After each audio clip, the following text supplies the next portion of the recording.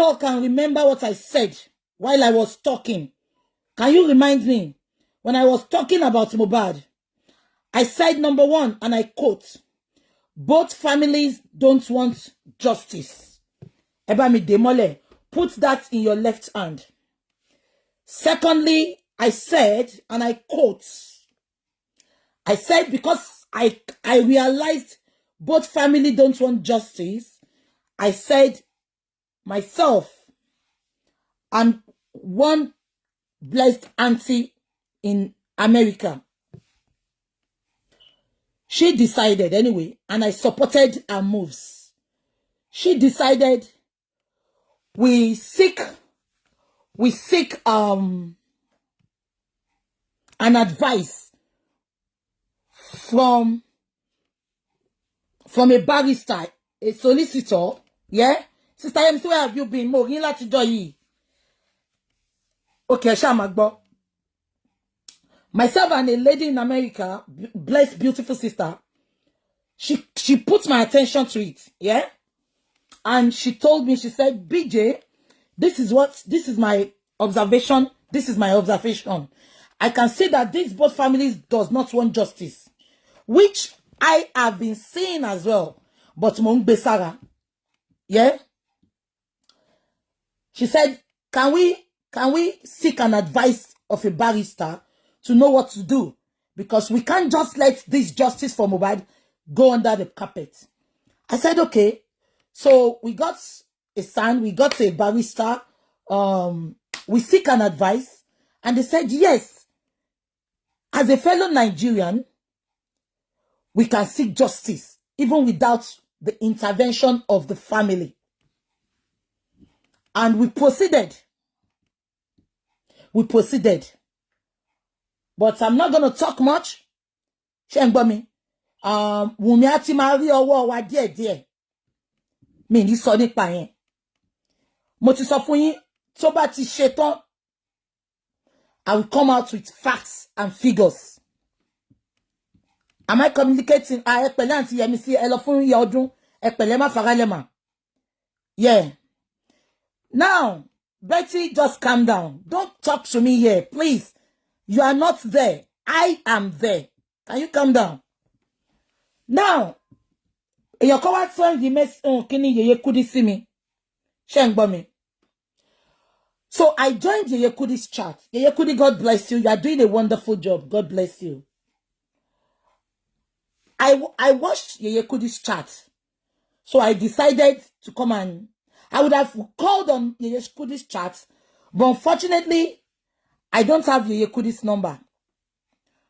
I'm going to start.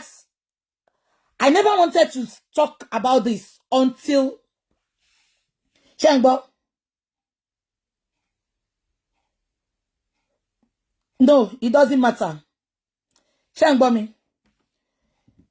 me. Now, I decided not to talk about this until nǹkan tá ń ṣe tó bá ti ń bọ́ sí. Ṣé ń gbọ́ mi?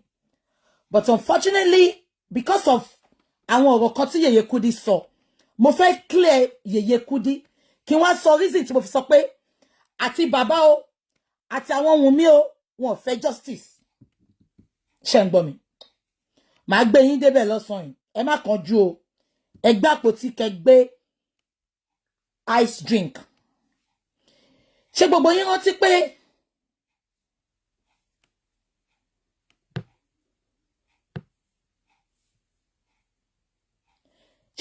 mo ń bọ̀ mo reply ẹ̀kọ́ ni.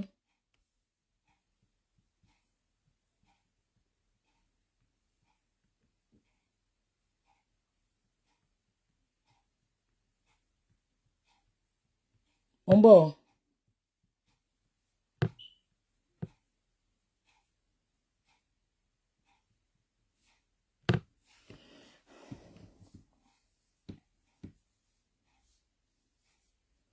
Now, ṣé gbogbo yín rántí pé when Mohbad died, ìgbà tí Mohbad kú, ṣé ń gbọ́ mi?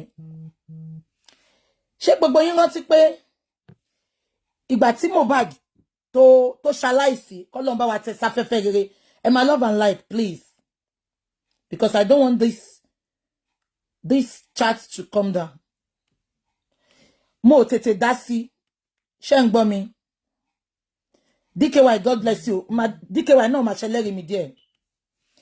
Now, ṣé ń gbọ́ mi.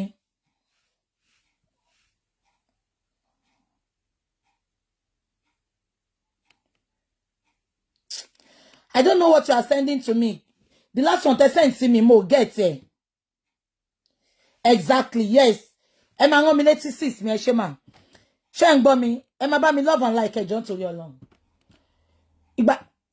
When Baba Mohbad died, I'm sorry, when the deceased died, yeah? I didn't, well, ẹ̀yin tẹ́ gbóyìnbó yẹn. Àwọn tó ń kọ́ tí a bá yín interpret ẹ má bínú. Ẹ má bínú. Ẹ jẹ́ kí n sọ Yorùbá because ọ̀rọ̀ tí ń kọ́ mi lẹ́nu mo lè sọ òyìnbó fluently but tí n bá ń bínú òyìnbó yẹn máa wá dáadáa tí n bá bínú tí mo bá ń rọra sọ̀rọ̀ kò ń wá ẹ jẹ́ sọ Yorùbá. Ẹ má bínú sí mi torí tí bá tún sọ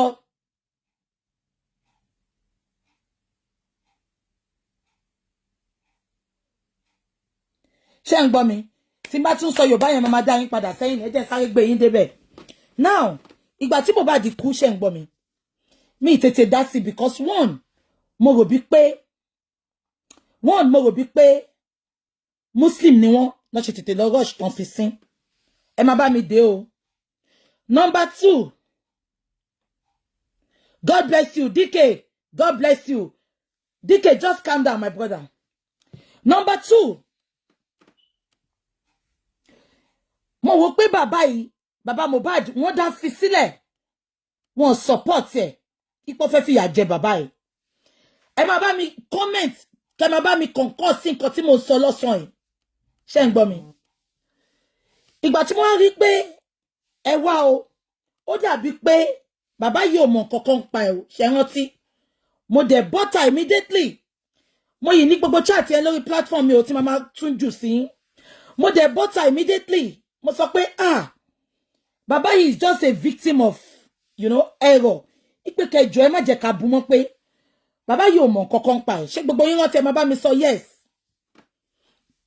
ṣé gbogbo yín rántí mo ní bàbá yìí ò mọ̀ kankan pa ẹ̀ mo ní ẹjọ́ ẹ má bínú sí bàbá yìí pé ebi ń pa bàbá yìí sọ pé 500 kò gba àkáǹtì òun kọjá rí ẹ má pè wọlé o oh shit bí tẹ má pè wọlé sí lélẹ̀ ẹ má worry ṣé ń gbọ́ mi mo ní bàbá yìí sọ pé Mohbad ò fóun 500,000 rí bó ṣe jẹ́ celebrity mo ní ẹ jẹ́ ká wò pé accumulated anger ló mú bàbá yìí sọ nǹkan tó sọ mo ní kí gbogbo ìjọkẹ́ dáríjì mo mọ̀ pé bó ṣe wà ń sìn ọmọ ẹ ti kú bó tẹ̀ jẹ́ pé kò ń fún lówó àti Olúyẹmí God bless you ma mo ní ọmọ ẹ ti kú bó tẹ̀ jẹ́ pé kò ń fún lówó ìtorí ẹ̀ níbẹ̀ yẹn ń jọ yẹn ṣe gbogbo yín rántí mo ní màmá fún wọn ní 100,000 every month nǹkan tó mú mi sọ pé mo máa fún wọn 100,000 nìyẹn mi sọ pé mo fẹ́ máa fún wọn 100,000 láti control wọn mo sọ pé mo fẹ́ máa fún wọn 100,000 láti pàṣẹ fún wọn as a matter of fact gan ṣé ń gbọ́ mi mo wá bá bàbá yẹn sọ̀rọ̀ mo dẹ̀ vouch 100,000 kíjọ́ tó máa kọ́kọ́ ṣe first corona inquest ẹ má gbọ́ mi o ẹ lọ gbé kókì yín kẹ́ put fit yín up we are going a long way kíjọ́ tó máa kọ́kọ́ ṣe corona inquest mo pe àǹtí mi mo ní àǹtí bàbá yìí ò léyàn ṣùgbọ́n ó ní Ọlọ́run ṣé kan lè bá mi lọ support bàbá yìí ṣé gbogbo yín rántí àǹtí mi dẹ̀ débẹ̀ wọ́n lọ support wọn Ọlọ́run ló ní ká àǹtí mi lọ síbẹ̀ gbọ́dọ̀ àǹtí mi dẹ̀ bá wọn sọ̀rọ̀ sorry àǹtí mi ò bá wọn sọ̀rọ̀ tẹ́ bá wọn títí mo sọ pé wọ́n lọ bá wọn wọ́n sọ pé láti Manchester and everything àǹtí mi dẹ̀ pè mí létà pé bàbá ò ní lọ́ọ̀yà o ọpẹ́lọpẹ́ àǹtí mi ló jẹ́ ká mọ̀ pé lọ́ọ̀yà tí bàbá kọ́kọ́ gbà ṣé mo sọ fún yín lọ́ọ̀yà yẹn ẹni tó ń bá wọn kan lé ní ẹni tí bàbá máa ń ṣiṣẹ́ fún lọ́ọ̀yà yẹn yín so ọ̀fẹ́ ni lọ́ọ̀yà yẹn ń ṣiṣẹ́ fún bàbá so kò really good ó dàbá àwọn lọ́ọ̀yà charge and bail ni mo sorry gbàtà tí mi ṣe tán meanwhile ẹ jẹ́ kí n tún dé nǹkan kan o èmi ò mọ ẹ̀gbọ́n bàbá Mohbad rí from the beginning I don't know him ẹ má bá mi dé o ẹ̀gbọ́n ẹ̀ tó wà l'Amẹ́ríkà yẹn I don't know him. Ibi tí mo ti ń ṣe chat baba Mohbad tí mò ń gbèjà baba Mohbad pé kan yé bu kan fi sílẹ̀. Ibẹ̀ ni ẹ̀gbọ́n wọn tó wà l'Amẹ́ríkà yẹn ló ti ń type pé hello BJ, please give me your number. I want to talk to you. Ṣé gbogbo yín rántí? Ẹ bá mi dé tẹ́ bá rántí. Èmi ò mọ̀ pé baba Mohbad lẹ́bi kankan. Because ṣé bá rántí gbogbo update mi pé ẹ jọ̀ọ́ ẹ̀yin ọmọ Èkìtì, ẹ lọ support baba Mohbad ní Nàìjíríà. Ẹ jọ̀ọ́ ẹ lọ support baba Mohbad ní Nàìjíríà. Ṣé gbogbo yín rántí? Mi mọ̀ pé lẹ́bi. So ó dàbí second or third chat tí mò ń ṣe. Ẹ̀gbọ́n wọn bẹ̀rẹ̀ sí ní type. Hello sister Bukky Jesse. Èmi ò mọ̀ ẹ̀gbọ́n bàbá tó wà l'Amẹ́ríkà yẹn rí. Mi bá wọn sọ̀rọ̀ rí. Bó tiẹ̀ jẹ́ pé ẹ̀gbọ́n wọn ti ń bá àwọn àǹtí Yínká TNT sọ̀rọ̀. Wọ́n ti ń bá a lot of people sọ̀rọ̀. But èmi ò mọ̀ wọ́n rí. Ó wá join chat mi join bí a second or third chat. No wá join lọ sọ pé BJ, please give me your number. I want to talk to you. Mi kúkú fún wọn number yẹn gan. Aunty mi ló ń wo chat l'anti mi ní. Okay, ó dàbí àwọn èèyàn wá ní BJ read your message. Mo rí message yẹn. Mo dẹ̀ pé number yẹn fún wọn. Kẹ́ má rò pé mo lọ pè wọ́n lẹ́yìn gan. Orí chat mo ti pè number yẹn gan fún wọn. Ṣé ń gbọ́ mi? Later wọ́n dẹ̀ pè mí. Wọ́n dẹ̀ ṣàlàyé àwọn kankan fún mi. Mo dẹ̀ ní no problem pé ṣẹ́rí mi tẹ̀ ń wò yìí. Mo ń ṣe Ọlọ́run o. But tí n bá ní mo dúró tìyàn. Ọlọ́run ló rán mi sẹ́ni yẹn. Ẹ máa bá mi love and like. Ṣé ń gbọ́? Now, kí ni wọ́n fẹ́ fàyọ? A dẹ̀ bẹ̀rẹ̀ ọ̀rọ̀ yẹn. Gbogbo nǹkan tí mo wá ṣe pẹ̀lú bàbá, ẹ bá mi pé bàbá. Mi pè wọ́n directly rí o. The only time tí mo pè bàbá directly nígbà tí ẹni tó fẹ́ fún wọn ní mọ́tò fi pè wọ́n pé ṣé mo ẹni yóò mọ̀ mí rí gan. Orí YouTube lẹ́ni yẹn ti lọ wò mí ló ti rí fídíò tó cut tí mò ń jà fún bàbá ipe kò save. Orí YouTube lẹ́ni yẹn ẹni yẹn ò sí lórí social media rárá. Ìtorí tèmi àti tí Mohbad lẹ́ni fi ṣí Facebook. Ó wá lóhun wo gbogbo àwọn blogger yẹn. Ó lóhun rí genuity, sincerity nínú mi. Lóhun fi pick mi. Ó lóhun ò mọ gbogbo wa o. Òun kọ̀ wò pé kóhun approach mi. Ló fi inbox mi. A dẹ̀ fi sọ̀rọ̀. Ṣé ń gbọ́ mi? The only time tí mo pe bàbá directly nìyẹn. Tí mo ṣe 3-way call, video call ti ẹ̀ ní gan. Ipe kí girl yẹn má rò bí pé mo fẹ́ scam òun kó rí bàbá. The only time nìyẹn. Mi ń pe bàbá. Tí n bá fẹ́ pe bàbá, ẹ̀gbọ́n wọn ni máa ń pè. Because èmi ò kí mọ̀ ìyá ọ̀ṣọ́jọ́ ọ̀ṣọ́lọ. Then ṣé rántí pé mo ti sọ wípé mo rí pé bàbá is very temperamental. Bàbá ò dẹ̀ kí ń gbọ́rọ̀.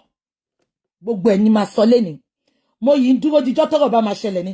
Ṣùgbọ́n nǹkan tí mo fi ń sọ̀rọ̀ eléyìí ni pé Yèyé Kudi sọ pé nínú chat Yèyé Kudi sọ pé a lè wá justice tá bá involve baba Mohbad àtẹ̀gbọ́n wọn. Yèyé Kudi, I'm sorry.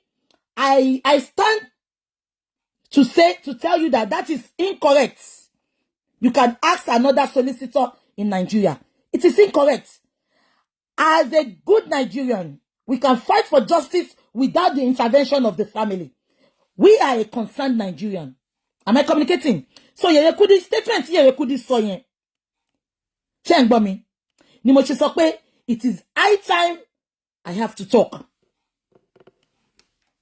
Nǹkan tí mo fi ń ṣe chat nìyẹn. Because Yèyé Kudi sọ ní chat wọn pé we cannot do it alone without the involvement of Baba Mohbad and the family. But I am telling you now, Yèyé Kudi, I have been patient for a long time. Am I communicating, Yèyé Kudi? I'm going to be telling you reasons today why we had to do it on our own. And Yèyé Kudi, you know how this Facebook roll. You said I can work with Yèyé Kudi because I know she's learned and I can see her face. I can work with other people, Timothy ojú wọn. But ká kàn máa sọ̀rọ̀ fúnra wa ni. I can't do group. Me kì í ṣe group Yèyé Kudi. That is why I cannot work. They come together pẹ̀lú àwọn tó ń ṣe justice for Mohbad. I support everyone. I pray for everyone. But mi ní kí n máa ṣe group. Because anything group on social media, kò kí fún wa ní good head. That is why I decided, and Yèyé Kudi, if you know me very well, you know I'm always a one-man mopo. I don't have group. I don't have anything. Ẹ̀yin followers àtẹ̀yin lovers ni mo ní. I do my things on my own. Ṣé ń gbọ́? So Yèyé Kudi, that is the reason I had to stand alone. But I'm always praying, watching You know, when you are there, I come and listen and I go. So reason tí mo fi ń ṣe chat nìyẹn, Yèyé Kudi sọ pé a lè ṣe justice without Baba Mohbad and Ẹ̀gbọ́n Baba Mohbad. Now, ẹ jẹ́ kí n máa sọ̀rọ̀ mi lọ. So ìgbà tí mo bẹ̀rẹ̀ pẹ̀lú Baba Mohbad, mo wá bí ẹ̀gbọ́n wọn, mo ní kí ni way forward. Èmi ò mọ̀ pé ẹ̀gbọ́n wọn àti Baba Mohbad wọ́n bá àwọn African TV ṣe until gbà tá lọ sí First Inquest. Àṣọ tí ń bá African TV ṣe àwọn ada group kan báyìí, gbogbo wọn yẹn group kan náà ló wà. Wọ́n ti lọ ń bá wọn sọ̀rọ̀. Mi mọ̀ pé wọ́n ti ń bá tí àǹtí ngan sọ̀rọ̀ until gbà tí mo rí fídíò tí àǹtí. Mi mọ̀ pé gbogbo wọn yẹn àǹtí Àdùnní, àǹtí Chinkolomo. Èmi ò ṣe pé mi sọ fún yín pé mi ò kí ń wo chat. So I don't know a lot then. Èmi kàn wò pé let me just support him. Ṣé ń gbọ́ mi? Now, ìgbà tẹ́gbọ́n mi wá lọ sí court, wọ́n ní bàbá ò ní lawyer o. Wípé we cannot leave this man o. Mo wá ní kí ló ń ṣẹlẹ̀, ẹ̀gbọ́n mi sọ fún mi. Mo ní okay, you'll be going to see him. I will call the uncle. Ẹ máa gbọ́ mi o gbogbo yín. Mo ní mo máa pe love and like. Àǹtí mi náà ló pe àkíyèsí mi sí ọ̀dọ̀ African TV. Ipa African TV olè ló wá jà o. Kò wá fight for justice. Kò wá support Baba Mohbad. Àǹtí mi ló jẹ́ kémi rí gbogbo àríṣà tí mo wá ń tú àṣírí yẹn bí báyìí. Ṣé ń gbọ́ mi?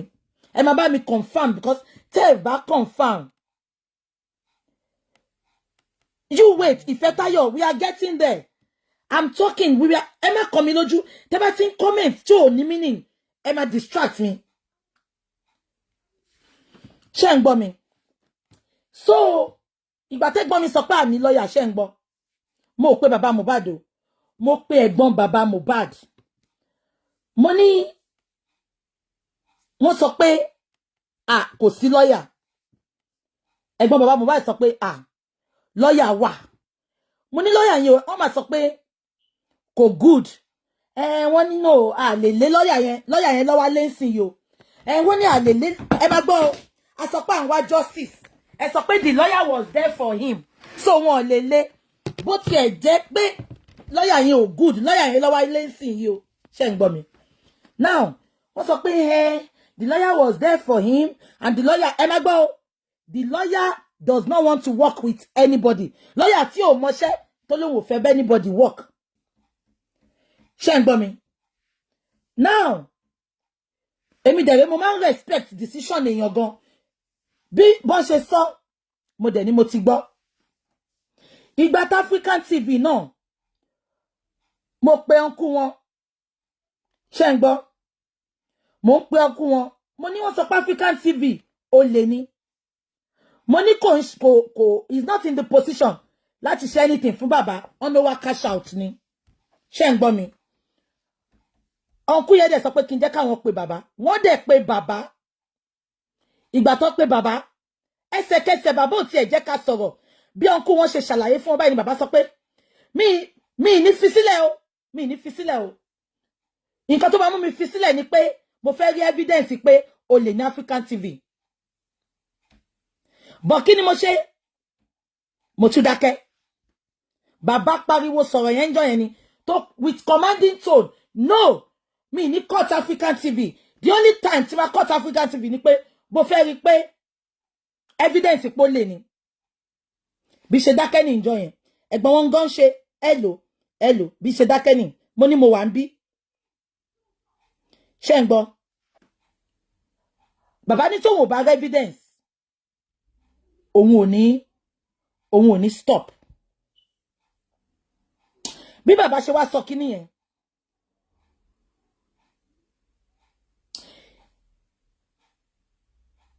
Mo wá rí pé àǹtí Yínká ṣé ń gbọ́ mi? Èmi ò tiẹ̀ mọ̀ pé àǹtí Yínká àwọn ló ti love and like kò ṣe kí n máa lọ. Èmi ò mọ̀ pé àǹtí Yínká ti ń ṣe justice for Mohbad tó ti ń jà because video wọn kan mo share àǹtí Yínká fẹ́ lè máa kéńjọ yẹn tó ń jà faka fiki faka. Wọ́n ń jà gan. Ipe báyìí ò lọ ṣe fẹ́ ṣe bàbá ẹ̀ báyìí. Ṣé ń gbọ́ mi? Ṣé ń gbọ́ mi?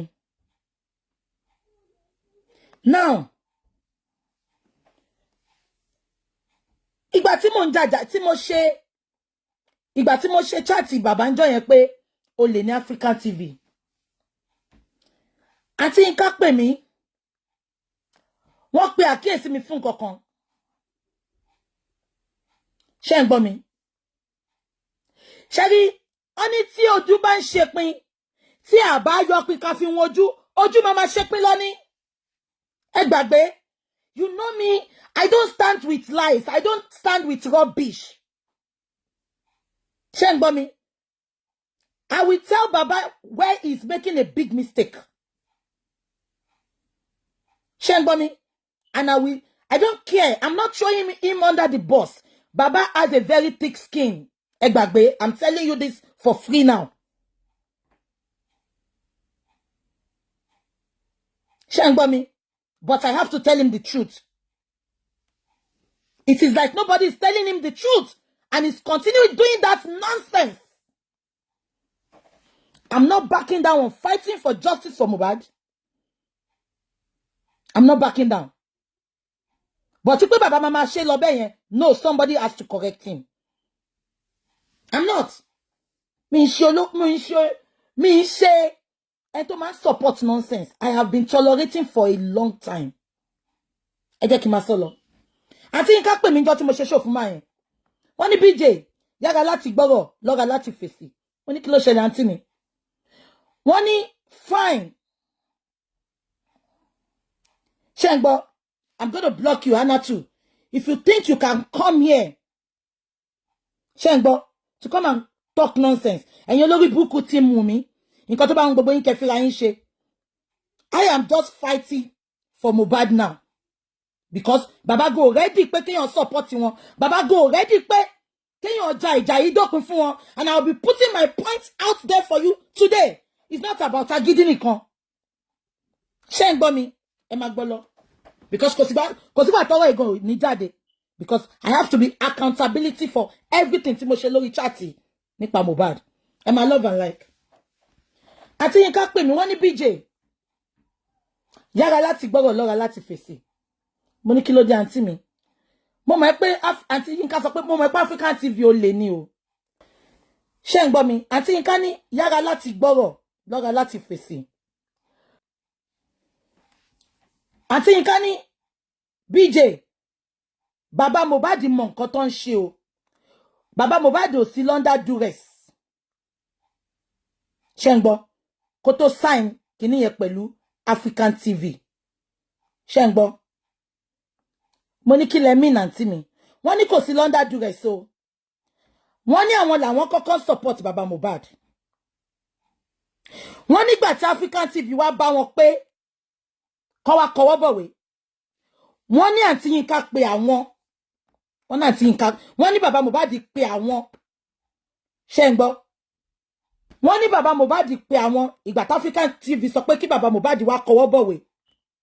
Ṣé ń gbọ́. Àǹtí Yínká dẹ̀ láwọn advice ẹ̀ pé ẹ má kọwọ́ bọ̀wé kankan o. Kí ni túmọ̀ 70-30? Ọmọ yín ò tí sin ọmọ yín. Wọ́n ò tí gbé ọmọ yín wọlẹ̀. Ẹ lọ ń sign ìwé. Àǹtí Yínká láwọn advice bàbá. Nǹkan tí African TV ti sọ fún wọn, African TV tó yẹ pé àtijọ́ tẹ́ ti ń tẹ̀lé kò gba 1 penny fún yín rí. Àǹtí Yínká raise owó fún yín lórí platform ẹ̀. Ẹjọ́ ta ló jẹ́ kó gbọ́rọ̀ sí lẹ́nu. But just because African TV ó ti sweet coat wọn. Ó ti sweet coat wọn. Àǹtí Yínká sọ fún wọn pé ẹ má sign kankan o. Ṣé ń gbọ́ mi? Ẹ má sign kankan o. Wọ́n nígbà tí bàbá máa dá wọn lóhùn. Mo máa lọ sign ẹ o. Mo máa lọ sign ẹ o. Iṣẹ́ capital tí mò ń ṣe, mo ò lè ṣe mọ́ o. Mo ti di celebrity. Mo ti di celebrity. Bàbá tó sọ pé àwọn ò lè ṣe capital mọ́ yìí. 3 weeks kí ọmọ wọn tó kú. Bàbá yìí ṣe iṣẹ́ capital 3,000 naira. Bó ti jẹ́ pé Mohbad ò tọ́jú bàbá ẹ̀. Mohbad jẹ̀bi bàbá ẹ̀ náà o. Mohbad jẹ̀bi. Ṣùgbọ́n mi wà ní position láti dá òkú ọ̀run lẹ́bi. Ṣé ń gbọ́ mi? Bàbá ní mo ti di celebrity. Ẹjọ́. Tí celebrity tó bá open carpentry office in a big way nǹkan. Bàbá ní mo ti bó ṣe sọ fún Àǹtí Yínká ni o. Àǹtí Yínká ní wọ́n dẹ̀ sọ́tọ̀, wọ́n dẹ̀ jáàmù fóònù àwọn létí.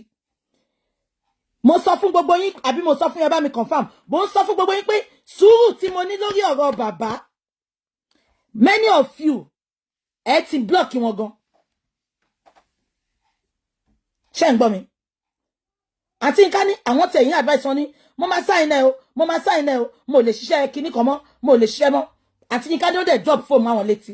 Wọ́n dẹ̀ lọ. Wọ́n wá lọ sign paper yẹn.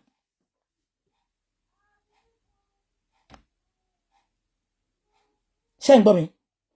Bàbá lọ sign kinní yẹn pẹ̀lú African TV. The fact pé Àǹtí Yínká tún sọ fún mi. Yeah, I'm doing my own. I'm not fighting anybody. Me fight, mo ṣàlàyé ni. Yeye Kudi o get àwọn nǹkan tó ń ṣẹlẹ̀ ni mo ṣe ń sọ. Now, the fact pé Àǹtí Yínká sọ fún mi, kí ni mo ṣe fún gbogbo yín? Mo bọ́ta. Mo tún ṣe chat. Mo ní bàbá wa under duress ni. Mo ní bàbá wa under duress ni. Ẹ má bu, the fact pé Àǹtí Yínká ti sòótọ́ fún mi. I covered him up. Ẹ má gbọ́. Mo ń gba bullet lọ́tún lósì, èpè gbogbo ẹ̀. But mi tutorial sọ pé máa fi bàbá yìí sílẹ̀. Ṣé ń gbọ́ mi? Now, ìyẹn tún lọ. Ìgbà tọ́rọ̀ lọ́yà dé. Sorry. Ìgbà tí mo rí pé pressure yẹn ti ń pọ̀. Ṣé dere mi ọmọ àdúrà lèmi o. Bàbá rẹ̀ lórí burúkú kankan tó sọ pé mi ń lọ sílé ológun, ẹni kó mú evidence ẹ̀ wá. Mo like àdúrà gan o. Ìtúrẹ́ lè ṣe máa rí mi lábẹ́ ibi tó ti ń gbàdúrà jẹ níhùn ni o. Bó o so lè tó ń gba cement o, tó ń gba shaft sand o. Ibi àdúrà lẹ ti máa rí mi. Because mo ní ìyá, mo ní bàbá tó máa sáré fún mi.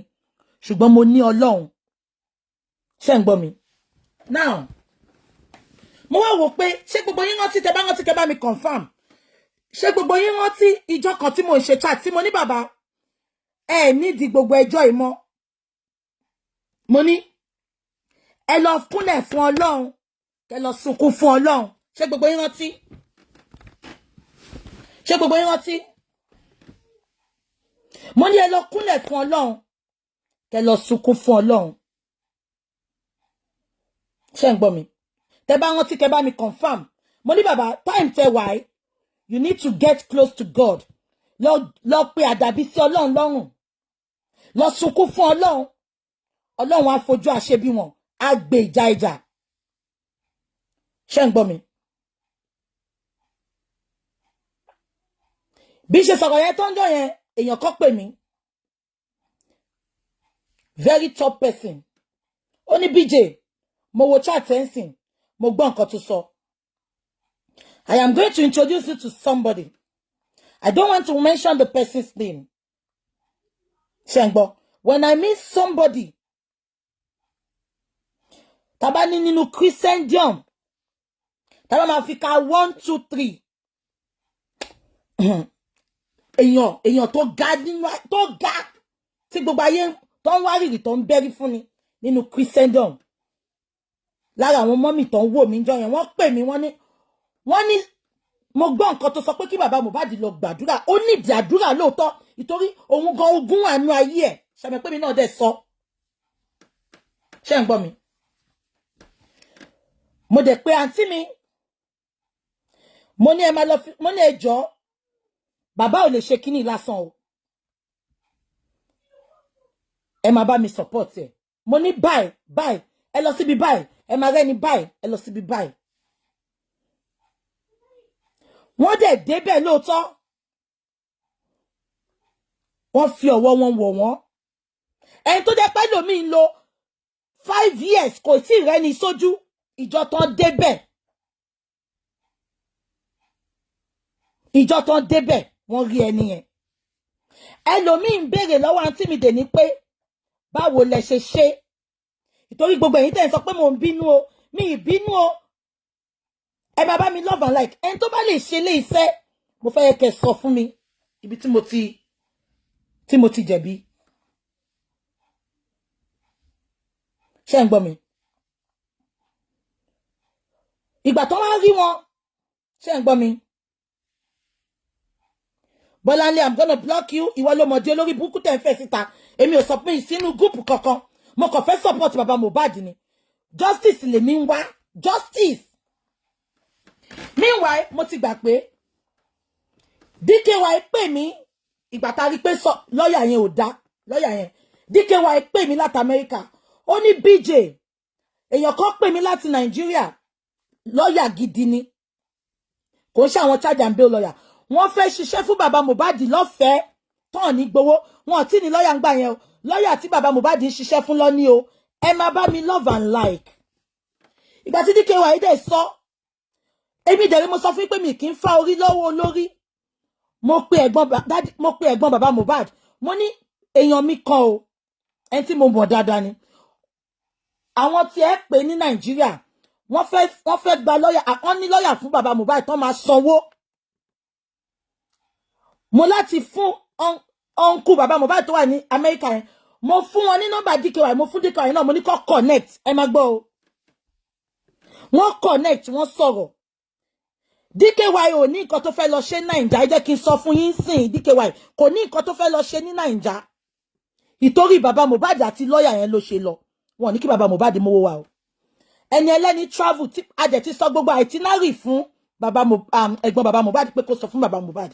DKY lọ sí Nàìjíríà. Bó ṣe dé Nàìjíríà, a jọ ń communicate. Ó lóun fẹ́ lọ rí bàbá káwọn lè àti lawyer yẹn kó lè bá bàbá sọ̀rọ̀. Mo pe auntie mi tó act on my behalf. Mo ní ẹ meet DKY, mo fún wọn nọ́mbà ara wọn. Mo ní ẹ bá mi mú DKY lọ sí ọ̀dọ̀ bàbá. Ṣé ń gbọ́ mi? Wọ́n mú DKY ìgbà tó bá fi dé ọ̀dọ̀ bàbá. DKY béèrè lọ́wọ́ bàbá pé kí ló fẹ́. Ṣé ń gbọ́ mi? Bàbá ò tí ní lawyer ń gbà yẹn o. Lawyer jẹkujẹku yẹn lọ́yìn ni o. DKY sọ pé àwọn máa gba lawyer fún bàbá. Bàbá sọ fún DKY. Bàbá sọ fún DKY tí mo ti sọ fẹ́ gbọ́ wọn pé wọ́n fẹ́ gba lawyer o. Bàbá láwọn ò ní di lawyer. Gbogbo ọ̀rọ̀ tí mò ń sọ ìwọ̀n tí kú ẹ lè béèrè lọ́wọ́ wọn. Ṣèbẹ̀rí sí tí DKY comment pé ìjọ yẹn tóun lọ tóun rí bàbá, òun rí pé bàbá ò fẹ́ justice. Ẹ má bá mi love and like. Ẹ má bá mi love and like. Bàbá sọ fún DKY àti ní lawyer ń gbà yẹn o. Bàbá sọ fún DKY pé àwọn ò ní di lawyer. Ìpè kọ́kọ́ ṣó tẹ̀ ní kọ́ fáwọn lówó ni àbí nǹkan kan mi ìrántí mọ́. Yes, DKY traveled to Nigeria because of bàbá. Ìjọ yẹn lọ sọ pé wọ́n cancel corona inquest. Ṣé rántí? Tó sọ pé wọ́n strike àbọ̀ cancel ẹ̀. Ó dùn mí pé DKY kò lè witness the corona inquest yẹn. Ìtorí ẹ̀ ni DKY ṣe lọ. Ṣé ń gbọ́ mi? Now kí mo fẹ́ máa sọ lọ. Bàbá lóhun ò fẹ́ lawyer. DKY couldn't even tell me. Àǹtí mi tí mo ní kó mú DKY lọ síbẹ̀ ló sọ fún mi. Àǹtí mi fẹ́ lè máa ké. Ṣé ń gbọ́ mi? Ẹ bá mi dè yẹn. Ẹ jẹ́ kí n máa sọ tí pásítọ̀ yẹn lọ. Ṣàbẹ̀ pé mo ti sọ fún pé wọ́n ní kí bàbá Mohbad need the strong àdúrà. Àwa wò pé ibi tó wá ní kó lọ yẹn, mo ń sọ fún yín lẹ́yìn pé fún 5 years ẹlòmíì wà lórí line, wọ́n bi wá ní pé báwo la ṣe ṣe. Ṣùgbọ́n mo mọ̀ ẹ́ pọ́ lọ́ọ̀ ni. On God, bí ọ̀rọ̀ ọmọ wọn. On God. On God. Ọlọ́run ti rí pé mi ń jàjà yìí, mi ìjà nítorí àpò mi ìjà nítorí kí n lè famous. Mo ń jà nítorí pé mo fẹ́ jẹ́ kí ọmọ yẹn kúkú àkúrun, kókò kú bẹ́ẹ̀, kókò pa bí pé kò léèyàn. Ṣé ń gbọ́ mi? Ẹ jẹ́ kí n máa DKY, God bless you. Ṣebí DKY ṣáà sọ pé confirm ń sìn. Adúpẹ́ fọ́lọ́run. Wọ́n rí àwọn dádì yẹn. Dádì yẹn sọ fún wọn jọ yẹn pé ẹ máa gbọ́ o. Ẹ̀yin tẹ́ ẹ sọ pé alágídí ni. Ẹ máa gbọ́, mi fẹ́ yẹ ẹ kò ṣáà máa comment, mi ní ká comment yín. Ṣùgbọ́n èmi máa put ọ̀rọ̀ sí. Ìjọ yẹn tó ń sọ̀rọ̀ fún. Wọ́n ní táwọn bá gbé 100 million fún. Ẹni yìí gbogbo nǹkan ló ní láyé wọn. Ó ná lọ́hùn. Ó ní power. Gbogbo corridors of power. Both home and abroad. Bó ṣe máa kọ́lẹ̀kùn ní phone call ló máa jẹ́. Ẹ bá mi fún bàbá yìí ní justice. Am I communicating? Ẹn tó lọ rí yẹn. Ìgbà tó débẹ̀, ṣé gbogbo yín rántí? Mo bọ́ tánjọ́ yẹn. Mo sọ pé Olúwa ṣeun, bọ̀ mi sọ nǹkan tó ń ṣẹlẹ̀ fún yín. Wọ́n wá sọ fún wọn. wọ́n ní tó bá gbé 100 million fún wọn kò ní mọ bó ṣe máa lọ lọ́wọ́ ẹ̀ ó need the prayer ṣé ń gbọ́ mi ó need the prayer wọ́n dẹ̀ ní kó lọ sí orí òkè kó lọ gbàdúrà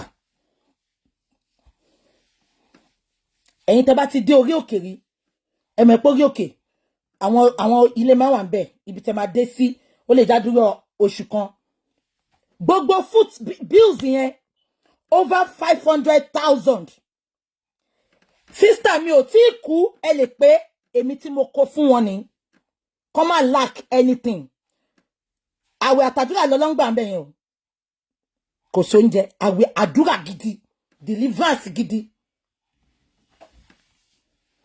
ṣé ń gbọ́ gbogbo àti hotel àti everything over 500,000 kò mọ gbogbo owó taxi o kò mọ gbogbo owó tó fi ń travel o meanwhile mo ti gbàgbé kó tó lọ síbẹ̀ yẹn ẹ máa gbọ́ o ìgbà tó wà pẹ̀lú African TV ṣé ń gbọ́ ìgbà tó wà pẹ̀lú African TV ni mo ti ń sọ pé kán lọ rí Oríyọmí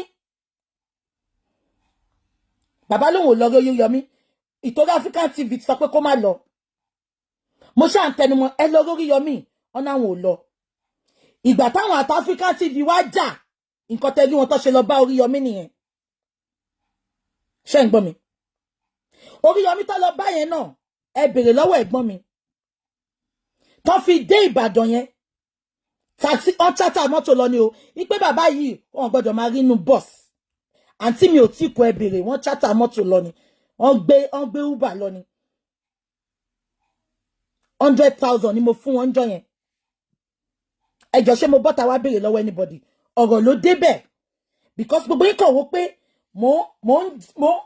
mo kàn èmi kàn wá sọ̀rọ̀ ni mi ìpawó lórí ó dàbí wọ́n ti fi sí bàbá lórí pé àwa tá à ń jà fún wọn à ń gba owó lórí social media ó dàbí wọ́n ti fi sí wọn lọ́kàn ojoojúmọ́ dẹ̀ ni máa ń sọ lójú ẹ̀gbọ́n wọn pé bàbá èmi ò pa owó lórí yín Facebook ò sanwó fún mi pé torí mò ń support ọmọ yín ṣé ń gbọ́ mi mi ìṣàbọ̀tà ní kẹdáwó now ìgbà tí bàbá débẹ̀ wọ́n sọ̀rọ̀ lọ wọ́n sọ̀rọ̀ bọ̀ ẹbí bàbá tí ń bá parọ́ mo ní bàbá kan tó kú ńbẹ̀ ẹ̀gbọ́n mi mo ṣe three-way call mo ní bàbá Oríyọmí ti gbà láti bá wa lọ láti ṣe gbogbo ẹ̀ fún wa mo ní bàbá ẹ dúró síbẹ̀ yẹn o mo ní tó bá jẹ́ ilé lẹ fẹ́ tó bá jẹ́ oúnjẹ lẹ fẹ́ Oríyọmí máa ṣètò gbogbo ẹ̀ fún yín and the plan was Oríyọmí ti gbà pé tó bá di next corona inquest which was a week níjọ́ Friday yẹn a week after that Friday Oríyọmí sọ pé àwọn máa lọ sẹ́kọ̀ọ́ àwọn á lọ ṣó ti yẹ yín plan yẹn nìyẹn ẹ̀dẹ̀ gbogbo yín lẹ rí interview yẹn mo dẹ̀ pé àǹtí mo ní kó ṣe three-way call mo ní ẹ̀sán bàbá kó má kúrò ń bẹ̀ o gbogbo jíjẹ gbogbo mímu mo ní everything màá send owó kẹ́ send ẹ̀ sí wọn mo tún bá wọn sọ̀rọ̀ gan bàbá láwọn ti gbọ́ the second day ni Sunday ṣe rántí tẹ́nìkan wá láti lẹ́yìn tí mo ti sọ bàbá pé ẹ má grant interview o mo ní ṣàlàyé pé Oríyọmí ti take over case ẹ má grant interview pẹ̀lú ẹnì kankan mọ́ o ẹ dúró ti Oríyọmí ìjọ Sunday ni mo kàn ń gba call kí ló ṣẹlẹ̀ wọ́n ní máa ń kọ́ wá láti Ghana ó wá fún bàbá lówó ṣé ń gbọ́ mi ó grant interview máa yẹn tẹ̀ sọ pé mo ṣe interview mo dẹ̀ understand máa yẹn sọ pé tóun bá fún wọn lówó yẹn lẹ́yìn àwọn tó dáwó lè sọ pé òun ò fún wọn wọ́n ṣe fídíò ṣé ń gbọ́ mi ẹ jọ̀ọ́ ó dẹ̀ ti wà lábẹ́ èèyàn kan mi bá wọn sọ o mo kàn gbé sára ṣàbẹ̀pá àtijọ́ sọ pé ọmọ máa tẹ̀lé Oríyọmí lọ ní a week tó bá máa ṣe inquest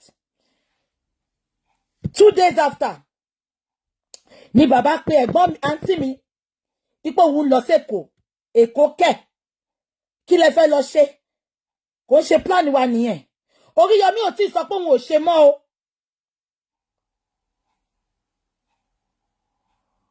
bàbá lòun lọ sẹ́kọ̀ọ́ wọ́n lọ sẹ́kọ̀ọ́ yẹn mo tún fẹ́ bínú ṣé ń gbọ́ mo tún fẹ́ bínú mo tún ní jẹ́ calm down ìyẹn tún lọ. Ẹ jẹ́ kí n máa sọ tí church yẹn lọ. So gbogbo nǹkan tó ná lórí òkè kò tí mọ gbogbo owó tó kọ́kọ́ lọ fi lọ síbẹ̀ yẹn ọ̀tọ̀ lọ rí àwọn dáàdì yẹn tó lọ ṣe gbogbo ẹ̀ o. Give or take, I spent nothing less than 700,000 because whenever tó bá ń wọ mọ́tò Uber ló máa ń gbé. Ṣé wá rí ibi tán lọ yẹn orí òkè tán lọ yẹn wọ́n ní kó ṣe 1 week ń bẹ̀. Ṣé kí n ṣọ́ọ̀kì yín sìn? Bàbá ò tí first day tí bàbá because àdúrà ló ń gbà ń bẹ̀ yẹn àdúrà ni kò sí nǹkankan wàá jọ.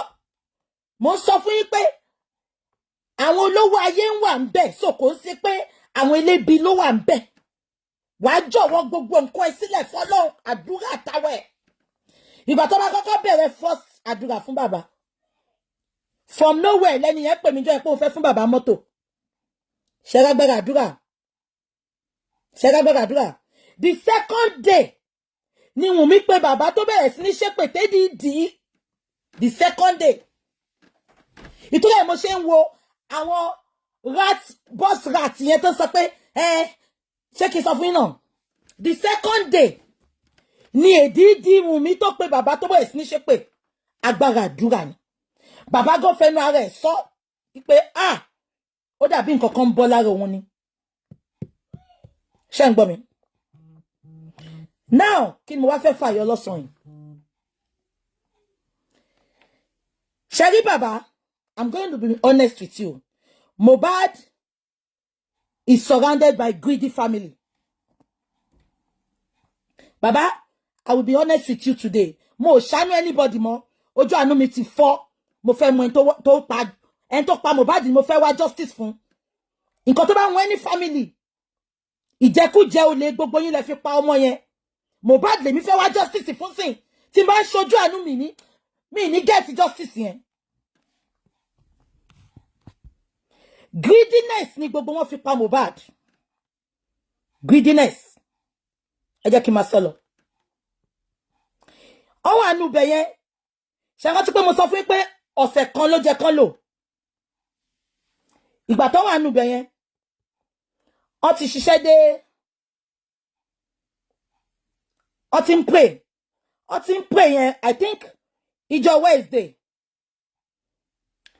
Bàbá ò mọ ẹni rí o.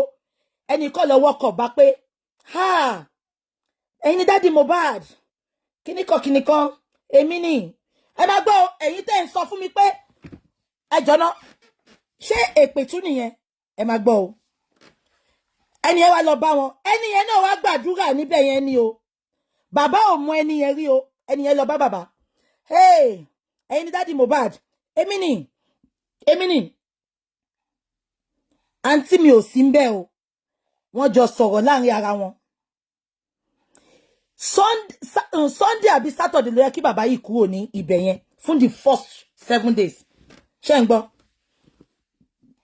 Ìgbà tí àǹtí mi máa padà sọ́dọ̀ bàbá. Bàbá sọ pé àwọn pa kúrò ńjọ́ Friday. Ẹ máa gbọ́ o. Ìwọ tán ní kó dúró kó máa gbàdúrà. Ẹ bá mi comment kẹ́ bi mí pé kí ló dé tó ṣe fẹ́ kúrò Friday. Àṣé bọ̀bọ̀ tí bàbá rí yẹn ẹ máa gbọ́ o. Bọ̀bọ̀ yẹn ti sọ fún bàbá kó wá kọrin ní chọ́ọ̀chì òun. Ẹ jọ̀ọ́ kí ni ṣọ́ọ̀ṣì wèrè? Ibo ni gbogbo àwọn eléyìí wà ìgbà tọ́mọ yín kú? Ẹ jọ̀ọ́ ibo lẹ ti mú ẹni yìí rí? Ẹni yẹn ti sọ fún bàbá kó wá kọrin ní chọ́ọ̀chì òun. Ẹ bá mi bèrè chọ́ọ̀chì bàbá Abẹ́òkúta. Iná ń ju ọmọ òfura. Ẹni tó pàdé níbi tó ti lọ gbàdúrà ò mọ̀ rí ò mọ̀ lé ẹ̀ ò mọ̀ nú ẹ̀. Ẹni tó pàdé níbi àdúrà tó bá jẹ́ pé gbọmọgbọmọ ní ńkọ́. Tó bá jẹ́ pé ó fẹ́ mú yín sí kọ́nà kan ní kẹ́ ṣí àkáǹtì kẹ́ gbowó ńkọ́. Tó bá lọ dẹ́mi yín légbodò ńkọ́. Bó ṣe dé ó wá sọ fẹ́ gbọ́ mi pé àwọn lọ Friday ẹ̀gbọ́n mi ní kí ló dé. Òun lọ kọrin fẹ́ nìyẹn ni. Ìyẹn ò tètè mọ̀. Ìgbà tẹ́gbọ́n mi wá insist pé lọ o. Sunday la máa kúrò níbí láàárọ̀. A jẹ́ máa padà sí church ni. Bàbá ṣáà dá syrup. Òun lọ kọrin. ẹjọ́ ṣé bàbá fẹ́ fi ògo ọmọ wọn dìde ni ṣó fẹ́ fi ògo ọmọ wọn lókìkí ni ṣebí bàbá mọ̀ pé òun morí kọ kí ló dé tí ò máa kọrin ẹ̀gbà tí Mohbad ń kọrin. I will be honest with baba, that is not making me to go to live justice. Mi ní fi ẹ̀tẹ́lẹ̀ kí máa palàpalàpa. Let's be real. Nǹkan táwọn other blogger yẹn ò ní nìyẹn. Wọn ò bá wù mí sọ tọrọ. Nǹkan tó ṣe ń ṣorí burúkú pọ̀ nìyẹn.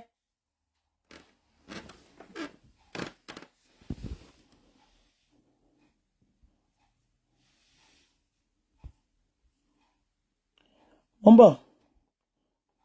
Ṣé ń gbọ́ mi? Mo sọ pé bàbá ṣáà sọ pé òun máa lọ. Ṣé ń gbọ́ mi? Ẹni tẹ́ ẹ mọ̀ rí. I need the help. Let me be honest with you. Baba doesn't need help. Baba knows what he's doing.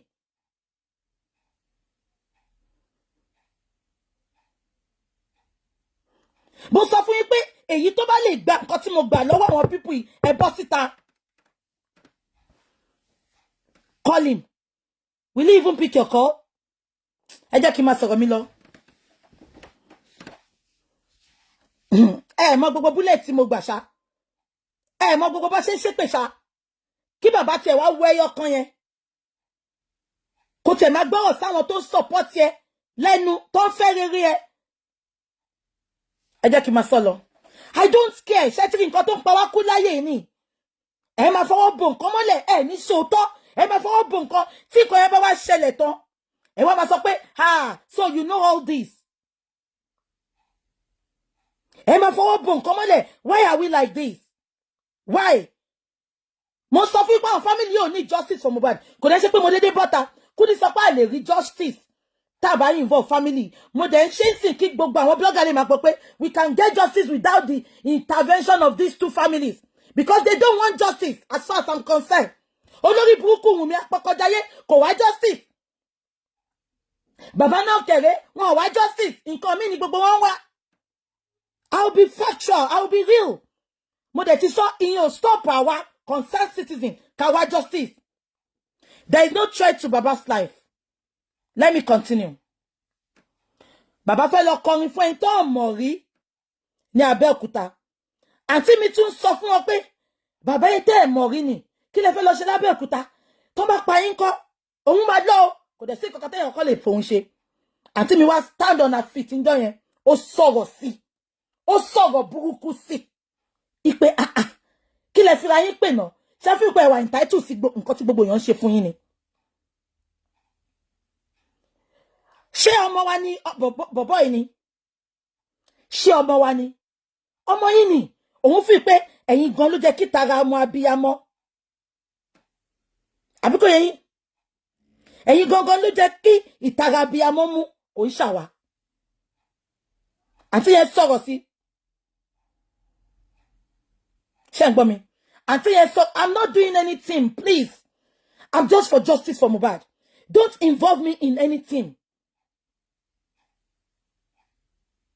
Ṣé ń gbọ́ mi? Ìyẹn tún lọ. Àǹtí mi ṣáà bínú pẹ̀lú gbogbo owó tó san BJ. Mo náà tí ẹ má wọrí tó bá sọnù ńkọ́. So bá ti ṣe pè mí jọ́ mo ní ẹ jẹ́ kó máa lọ. Mo ní ẹ jẹ́ kó máa lọ. Tó bá fẹ́ máa lọ ẹ jẹ́ kó máa lọ. Mo ní ẹ jẹ́ kó máa lọ. Meanwhile, ẹ jẹ́ kí n sọ fún yín o. Gbogbo ẹ̀yin tẹ́ ń sọ pé ogun ni. Ẹni tó lọ rí yẹn.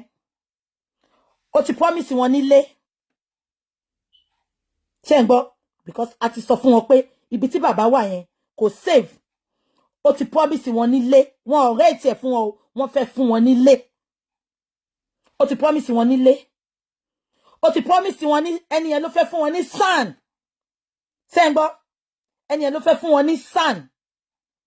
Mo sọ fún pé ní kò sílẹ̀kùn tí ó lè kàn ní gbogbo náà. Ipe bàbá tẹ̀ ní opportunity láti meet irú èèyàn bẹ́ẹ̀ yẹn. Ó jẹ́ kó kú sínú ibẹ̀ yẹn ni. Ṣé ń gbọ́ mi? Ẹni yẹn ni mo sọ fún pé ó fẹ́ fún wọn ní sand.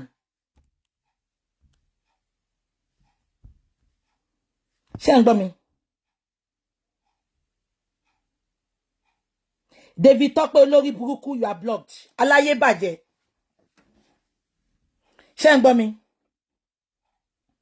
ẹni yẹn ló fẹ́ fún wọn ní everything ẹni yẹn dẹ̀ tún sọ fún wọn pé tán bá ti ṣàdúrà tán kó wá jókòó kó wá sọ fóun pé kí ná fẹ́ anything tó bá fẹ́ òun máa ṣe fún ẹjọ́ kí ni bàbá tún wá ẹjọ́ kí ni bàbá tún wá ẹ sọ fún mi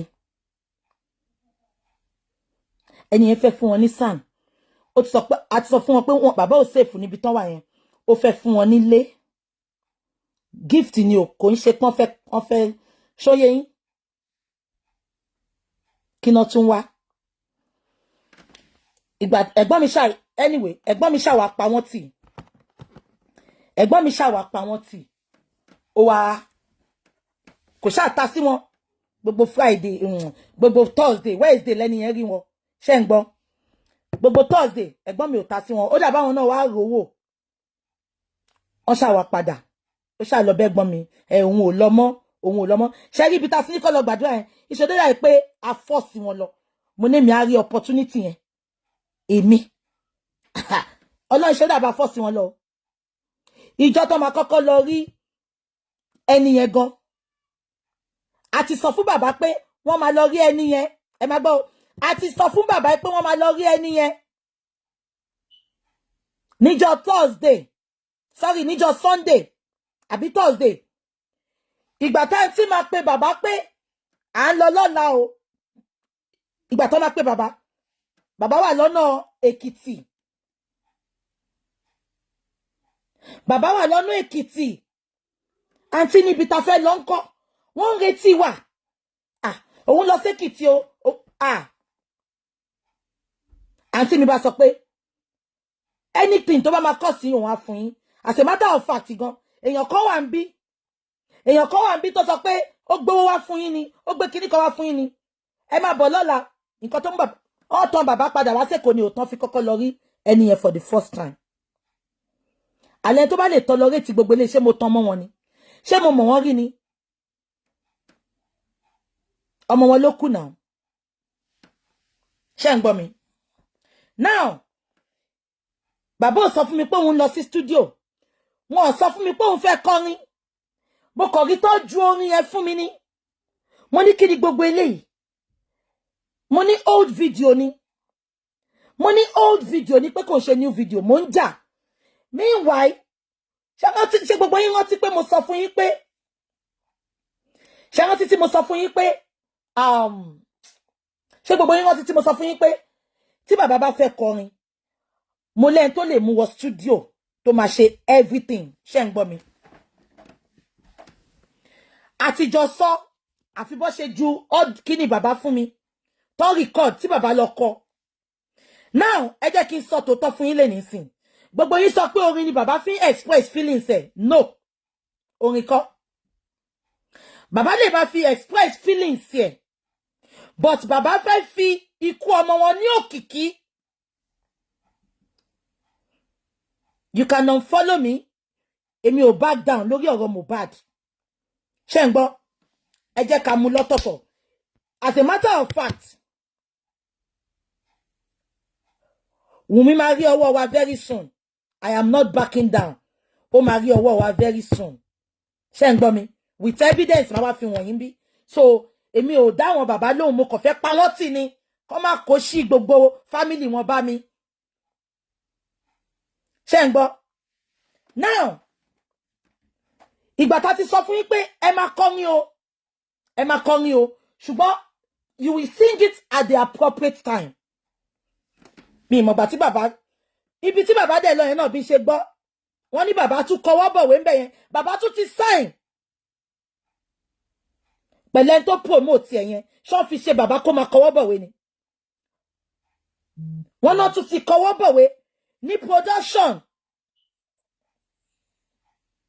but bàbá tún ti kọwọ́ bọ̀wé ní production orin tó gbé síta yẹn ẹ lè imagine bàbá tún ti kọwọ́ bọ̀wé níbẹ̀ so bàbá mọ nǹkan tó ń ṣe pẹ̀lú gbogbo ibi tó ń kọwọ́ bọ̀ yẹn bàbá mọ bàbá wá fèmù yẹn mo dẹ̀ ti sọ fún wọn mo ti bá wọn sọ mo ní bàbá you will get ó ti ní fèmù already gbàgbé ẹ̀ ọmọ ẹ ti mú ẹ ní fèmù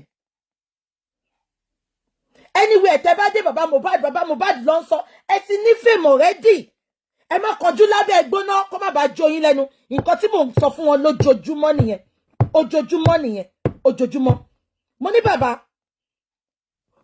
birthday shout out to God tẹ́ bá ń ṣe fáwọn èèyàn lẹ́yìn tó bá ti sin ọmọ yín tí gbogbo ẹ̀ ti lọ gan you will make your money there mo fi tàwọn Láolúgbẹ́njọ́ mo fi yé wọn mo láwọn Láolúgbẹ́njọ́ they are nobody because ló ti bẹ̀rẹ̀ mo ní bàbá calm down you are not calming down bàbá mo ní please calm down bàbá báyìí ò gbọ́ sí mi lẹ́nu o tí bàbá bá yín sọ̀rọ̀ bí nsìn ṣé ń gbọ́ mi ìyẹn lọ bẹ́ẹ̀ wọ́n ṣà lọ sọ́dọ̀ so ìjọ Sunday yẹn wọ́n wá padà lọ síbẹ̀ yẹn ṣé ń gbọ́ mi gbogbo yẹn máa gbọ́ o ṣe rí ibi tó wá padà lọ yẹn ní ọ̀dọ̀ ẹni tí mo sọ pé àdẹ́ni yẹn ó máa jókòó báyìí ó kàn máa pe anybody ní Nàìjíríà ni ẹ bá mi wá justice fún bàbá yìí ṣe rí yẹn lásán lèmi wà fà àbá ti rí justice wọ́n flag ẹ bá mi máa love and like.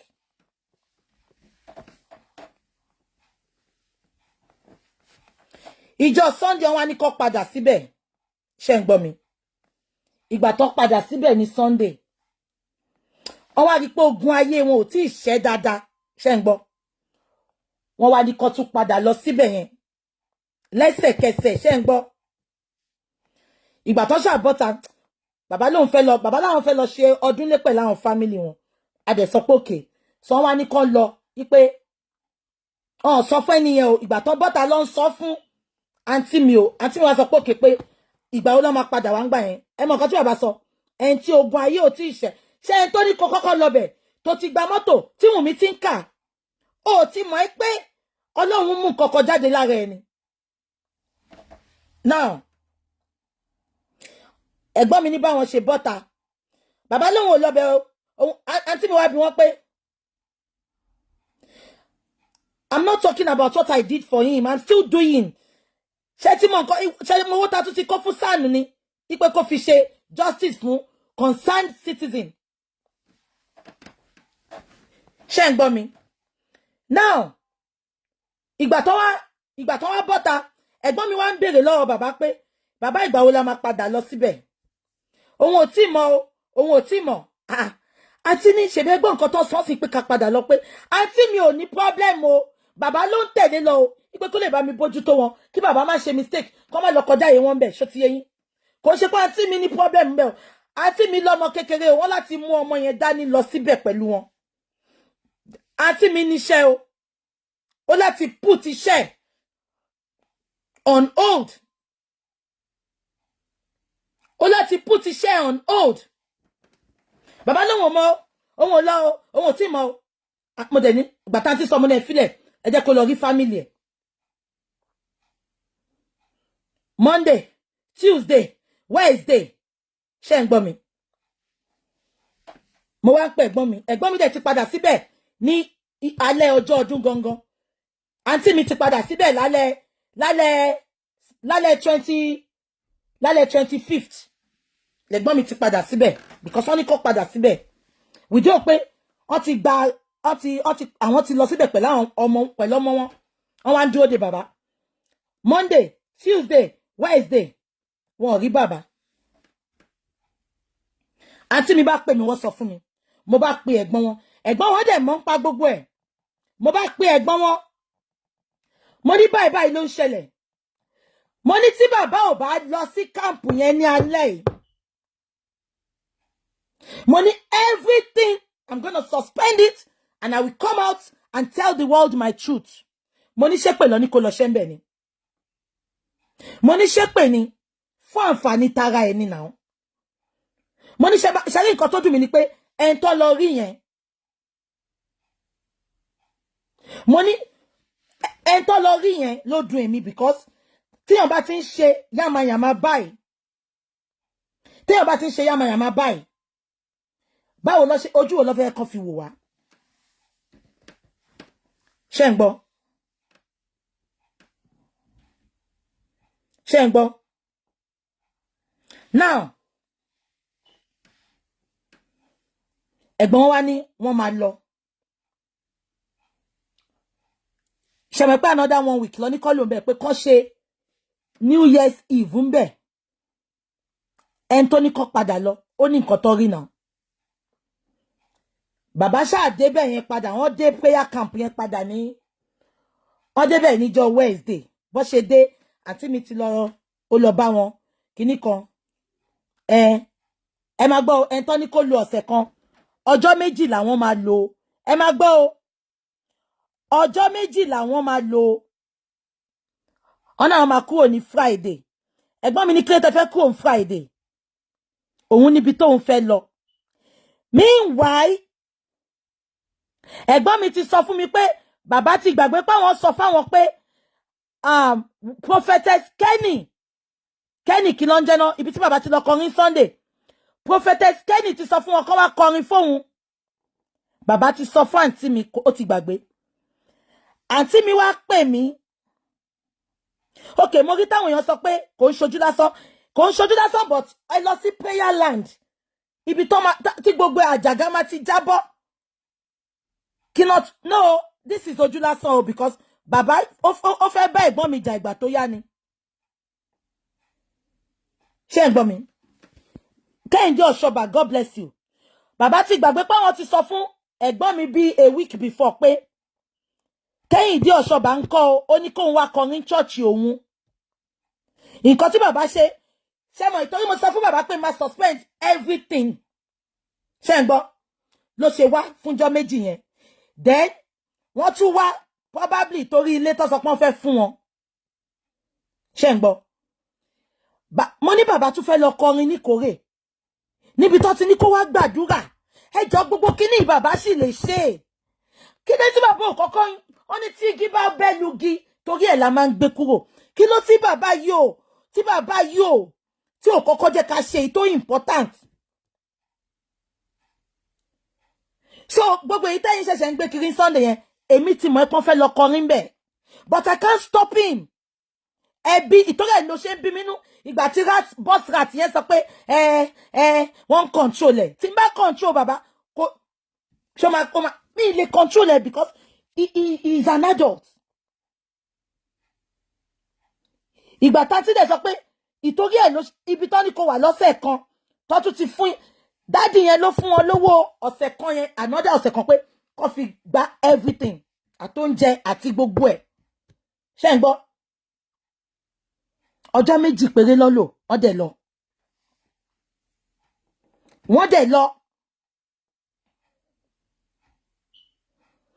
dẹ̀ lọ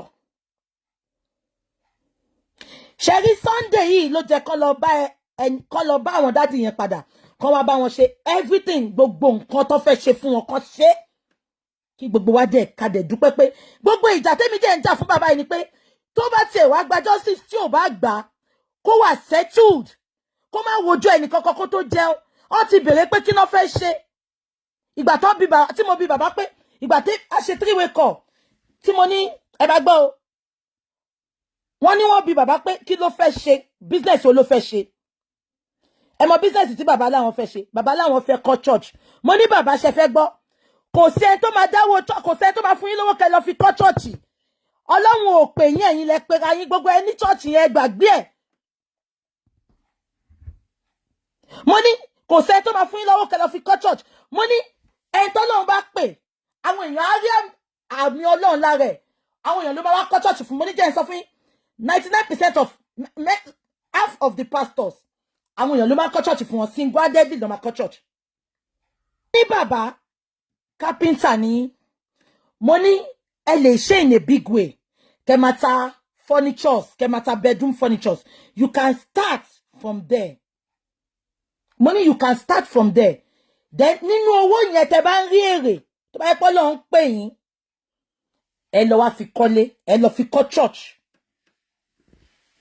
ṣé ń gbọ́ mi mo dẹ̀ ní tẹ́ bá déwájú dádì yẹn tán bá sọ pé kí lẹ fẹ́ ṣe ẹ má sọ pé ẹ fẹ́ kọ́ church o wọ́n máa ní ẹ ní nǹkan ṣe ni o ẹ má sọ pé ẹ fẹ́ kọ́ church tẹ́ ẹ kọ́ ìgbà tọmọ yín wà láyé òun lẹ wá fẹ́ kọ́nsìn ẹ ṣe business gidi tó máa mú income wá fún yín tó yẹ pé ẹ ní wojú èèyàn kẹ́ tó jẹun ẹ máa wà comfortable ẹ jọ ṣé mo sọ nǹkan tó pọ̀ jù ṣe rí Friday tí bàbá kúrò ńbẹ̀ yẹn Sunday yẹn ló jẹ́ kó padà lọ bá wọn daddy yẹn kó fulfill gbogbo promises wọn.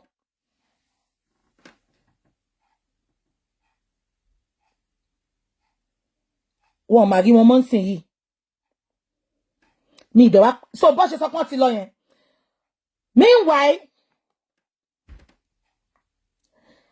àṣẹ lọ́yà ṣé yí gbogbo ìgbà tó gba lọ́yà tó ẹ̀gbọ́n ìgbà tí mo ṣe rántí pé mo bọ́ta ẹ bá mi dé tẹ bá rántí ṣé gbogbo yín rántí pé mo bọ́ta pé mo ti lẹ́yìn tó fẹ́ fún bàbá ní sàn ipe ní ìdówó lọ́yà mọ́ ṣẹ́ ń gbọ́ ṣé rántí pé mo sọ bẹ́ẹ̀ pé ní ìdówó lọ́yà mọ́ ipe owó ta nídìí ń sìn ipe owó ta nídìí ń sìn ni bàbá sọ pé òun fẹ́ àwọn fẹ́ túbẹ̀ yẹn ṣe àwọn fẹ́ sin ọmọ àwọn fún ara wọn tí mo dẹ̀ sọ pé kẹ́ dáwó ẹ bá mi comment ṣé gbogbo yín rántí tí mo sọ pé nídìí lọ́yà mọ́ èmi bí pé àwọn dáàdi yẹn ti fẹ́ fún wa ní sàn. Meanwhile àṣé bàbá àti ẹ̀gbọ́n ẹ̀ wọ́n ti ń work out ọ̀rọ̀ lọ́yà mi sọ fún mi èmi ò dẹ̀ mọ̀ kálẹ̀ mi mọ̀ ni èmi á ti sọ fún àwọn dáàdi yẹn pé nídìí lọ́yà o ṣó ti yé yín. So alẹ́ ẹjọ́ yẹn mo wá pé ẹ̀gbọ́n wọn pé báyìí ni o àti ní sàn o ẹ̀gbọ́n wọn wá sọ fún mi pé àwọn ti ní lọ́yà mo ní ti ní lọ́yà kẹ̀ ṣé ń gbọ́ mi mo ní ti ní lọ́yà mo ní sáànù tí mo ní fún yín yìí ọ̀fẹ́ ni eléyìí ó ní olùbáwí mo ní ṣẹ́gẹ́ àwọn dáàdì tó fẹ́ gbà fún wa yẹn wọ́n máa monitor spiritually emotionally so kó lè gbà bọ́dé as a matter of fact sáànù àwọn dáàdì yìí ni òun ló fẹ́ gbà fẹ́ ni yìí ẹ lè imagine kó dín dádúró èèyàn bẹ́ẹ̀ fẹ́ ní kó lọ lo sáànù bàbá kí sáànù wọn lọ ṣiṣẹ́ fún bàbá ẹ̀gbọ́n wọn ṣáà insist àwọn onídìí sáànù yẹn àwọn onídìí sáànù yẹn kíníkan àwọn ti ní lọ́yà mo wá ní ẹjọ́ ọ̀nkú mi ṣé ọ̀fẹ́ ni lọ́yà yẹn máa gbà wọ́n ní no ipò màmá gbowó at every sitting mo ní báwo lè ṣe máa rí nǹkan ọ̀fẹ́ tẹ́ máa ní ìfẹ́ ló máa sanwó wọ́n dẹ̀ ṣàlàyé níwájú náà àti èèyàn mi ìdẹ̀wà against ẹ̀ ṣé gbogbo yín rántí mo wá sọ fẹ́ gbọ́n ẹ̀jọ́ yẹn pé ṣé kò ń ṣe owó tó dá fún bàbá tó sọ pé ṣé kò ń ṣe owó tó dá fún bàbá tó sọ pé kàn fi ṣe ibi tó máa sin ọmọ wọn sílẹ̀ fẹ́ kọwọ́ bọ̀ṣà ẹ máa gbọ́ o now kí ni mo fẹ́ fàyọ ṣé gbogbo yín gbọ́ mi mo ní ṣé kò ń ṣe owó yẹn lè fẹ́ kọwọ́ bọ̀ mo ní because tẹ́ bá kọwọ́ bọ̀ owó yẹn ṣe mọ̀ pé èmi ní accountability meanwhile ìgbà tí mo ní kó lọ ṣí account náà ṣé gbogbo yín rántí mo ní a fi account tó yẹ pé èèyàn méjì lè ní signatory sí ìyẹn account tó fẹ́ fi ṣebi tí wọ́n máa sin Mohbad ṣe gbogbo yín rántí ẹ bá mi confirm ṣé ń gbọ́ ìgbà tí wọ́n máa sọ fún mi ẹ̀gbọ́n wọn sọ fún mi pé 2 signatory ló wà lórí account yẹn ṣé ń gbọ́ unfortunately àṣé kò kí n ṣe 2 signatory because ìgbà táwọn àtẹ̀gbọ́n mi wà ní camp yẹn ojoojúmọ́ ó dà gbogbo nǹkan tẹ́ bàbá tún fi sáfẹ́ gbọ́n mi nìyẹn ojoojúmọ́ ni bàbá ń sọ pé tẹ́gbọ́n mi bá ti wà pẹ̀lú bàbá á ní kó ṣí account yẹn kó ń wo ibi tówó yẹn dé but nsìn ìgbà tí bàbá ti avoid ẹ̀gbọ́n mi tó ti lọ mi mọ̀ kankan nípa owó yẹn mọ́ ẹ̀gbọ́n mi wá sọ pé tó bá lọ náwó yẹn kan mo ní jẹ́ kan náà Ọlọ́run rí pé àwa ti ṣe ìwọ̀n ta lè ṣe ṣé ń gbọ́ mo wá sọ fún ọ̀nkú yẹn mo ní ṣé kò ń ṣe inú owó yẹn lè fẹ́ kọwọ́ bọ̀ṣà ṣé ń kọ́ mi mo ní because ẹ lè kọwọ́ bọ̀ owó yẹn o ẹ ti sọ pé ẹ ní lọ́yà èmi dẹ̀ fi pé àwọn fámìlì bàbá ló máa sanwó lọ́yà yẹn ẹ máa gbọ́ o tàbá wá ń sọ̀rọ̀ bàbá máa ní àwọn fámìlì mi àǹtí mi kan mo wá bí bàbá mo ní sọ ẹ di gbogbo àwọn fámìlì ẹjọ́ èlò ló contribute láti fi rí justice ìjà wo ló jà tán bọ́ta jà fún yín táwa tá ń jà fún yín jà tẹ́ fi rí justice mo ní bàbá when it comes to justice for your son trust nobody your family can gbàbọ̀dè anybody can gbàbọ̀dè nǹkan tó bá mú àwọn ọmọ yín kàn gbàbọ̀dè kò sẹ́ni tó lè gbàbọ̀dè fún yín. ṣé ń gbọ́ mi mo wá sọ sọ fẹ́ gbọ́n pé ṣé kò ń ṣe nǹkan tó fẹ́ kọ́wọ́ bọ̀ ni wọ́n ní ó tì pé àwọn máa ṣí GoFundMe àwọn máa gbé GoFundMe yẹn fún mi kí n bá wọn gbé síta kán lè dáwó síbẹ̀ mo ṣe bí ọ̀dẹ̀ wọ́n send GoFundMe yẹn dé ní mi share GoFundMe yẹn because mo kàn wá jókòó ni tẹ́ bá ní ìdí owó kí n bá yín solicit fowó àbí kí n bá yín sọ̀rọ̀ ẹ máa wá bá mi but every other thing you are doing it behind me why are you not mi sọ pé gbogbo nǹkan ni kẹ́ sọ fún mi but I have to feed people back ìgbà tó kúrò lọ́dọ̀ Oríyọmí ṣé ń gbọ́ mi Àforíyọmí bíi 2-3 days kò fún wa ní èsì mọ́ pé òun máa ṣe àbóhùn ò ní ṣe mo dẹ̀ pé àwọn èèyàn ti máa ń ṣárí gbogbo àti gbogbo tí ń kọ bẹ̀rẹ̀kẹ̀tẹ̀ ni mo ti sọ fẹ́ ẹ̀gbọ́n wọn pé kọjá ká ló bẹ̀rẹ̀kẹ̀tẹ̀ ẹ̀gbọ́n wọn ní no kọ́ máa lọ sọ́dọ̀ bẹ̀rẹ̀kẹ̀tẹ̀ mo tún sọ fún wọn pé àwọn ilé ìlú máa ṣiṣẹ́ fún wa tán ní gba owó lọ́yà a ní ìdíkà sanwó kankan àwọn ilé ìlú máa ṣe gbogbo ẹ̀ ẹ̀gbọ́n wọn ní no a ló bẹ̀rẹ̀kẹ̀tẹ̀ mo dẹ̀ dákẹ́ ṣe rántí pé gbà tó rí Yọmí sọ pé òun ò ṣe mọ́ tí mo wá ṣàlàyé ńjọ́ kan ẹ bá mi sọ tẹ́ bá rántí ṣe ń gbọ́ ṣe rántí tí gbogbo yín wá sọ pé ká lọ sọ́dọ̀ bẹ̀rẹ̀kẹ̀tẹ̀ mú láti sọ fún yín pé bàbá sọ pé ẹ̀gbọ́n bàbá sọ pé kó má lọ sọ́dọ̀ bẹ̀rẹ̀kẹ̀tẹ̀ tó jẹ́ pé òun ló máa fún wa ní free sand everything ẹ ti gbọ́n èmi ò tó àwọn ẹ̀ pé bẹ̀rẹ̀kẹ̀tẹ̀ ti ṣe fídíò ńgbà yẹn ṣe rántí tẹ́ bẹ̀rẹ̀kẹ̀tẹ̀ sọ pé òun máa dá sí mo tún sọ fún wọn pé bẹ̀rẹ̀kẹ̀tẹ̀ máa dá sí need the sand bẹ̀rẹ̀kẹ̀tẹ̀ dẹ̀ sọ pé òun máa invite everybody mo ní if bẹ̀rẹ̀kẹ̀tẹ̀ can bring a sitting senator a sitting governor bẹ̀rẹ̀kẹ̀tẹ̀ máa bá wa find justice ẹ̀gbọ́n wọn sọ pé àwọn ò ṣe mo dẹ̀ dákẹ́ ẹ rí pé mo tún dákẹ́ mo tún fi ṣe jà mo dẹ̀ wọ́n pé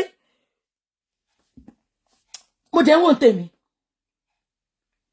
ṣé ń gbọ́ mi àti wá decide pé bàbá ò gbọ́dọ̀ grant interview ipe kókò ṣàjẹka dákẹ́ síbẹ̀ so ẹni tí mo sọ pé ó pè mí láti Amẹ́ríkà yẹn ó wá pè mí last week 2 days to New Year ó ní BJ àwọn eléyìí àní bàbá léyàn lẹ́yìn ṣùgbọ́n bàbá fẹ́ fi greediness ó fẹ́ fi ọ̀kánjúà ó fẹ́ fi àìní sùúrù ó fẹ́ fi dá gbogbo ẹ̀rú ṣẹlẹ̀ ẹni tó pè mí ní Amẹ́ríkà yẹn tí mo sọ fún yín mi lè sọṣẹ́ tó ń ṣe fún yín bàbá ní èèyàn lẹ́yìn but ó fẹ́ fi ìjẹkújẹ àti gbogbo bó ṣe ń lọ sórí platform tó ń dáwó fún wọn yẹn ó dàbí ó ń dùn mọ́ wọn owó tó máa tán ṣẹ́rí gbogbo owó ohun mi gbogbo owó Mohbad tí Wùnmí ń jẹ yẹn ó máa ń nù Wùnmí máa pọ̀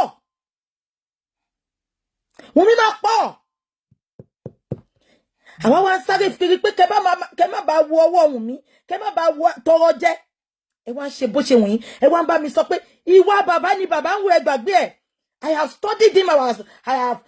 studied him very well ìwà wọn ló ń wù ẹ gbàgbé ṣẹ́ríkáyé tó lè ṣèyàn nǹkan tó bá ń ṣèyàn ló máa fi ń ṣèyàn mo ń bọ̀ ẹ jẹ́ kí n pa ìta yóò mú mi mo ń bọ̀.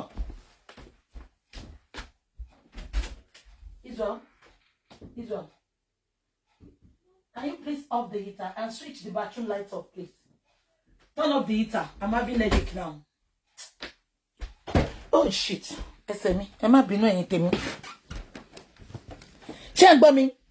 Kẹ́ tó sọ pé ayé ń ṣèyàn. Ìwà ẹni yẹn máa ti máa hùwà yẹn káyé tó wá bá háàdì mọ́. Ṣé ń gbọ́ mi? So ìwà bàbá ni bàbá ń wù. Ṣé ń gbọ́ mi? Now kí ni mo fẹ́ fàyọ?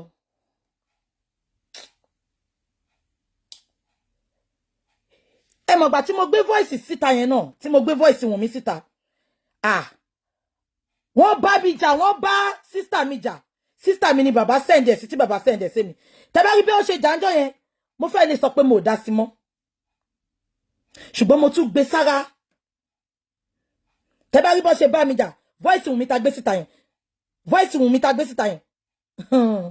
Tẹ́ bá rí bí bàbá ṣe bá mi jà. Tẹ́ bá rí bó ṣe pariwo máa ń tì mí. Ta ló ní kẹ́ gbé fún wọn? Ṣé mo rán iṣẹ́ ni? Ó pariwo. Ẹ̀gbọ́n ẹ̀ náà pè mí.